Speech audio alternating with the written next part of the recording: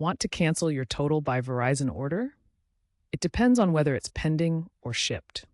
A pending order hasn't left the warehouse yet and can usually be canceled for free through your online account, the Total by Verizon app, or by calling customer service at 1-866-318-8290. Provide your order details. Shipped orders are trickier. You'll need to initiate a return request through the same channels. Keep in mind that activated SIM kits or devices cannot be canceled or returned. Remember, proof of purchase is required.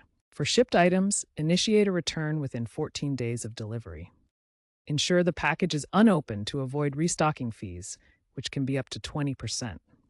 Once Total by Verizon receives the return, refunds are typically processed within 3 to 7 business days, back to your original payment method.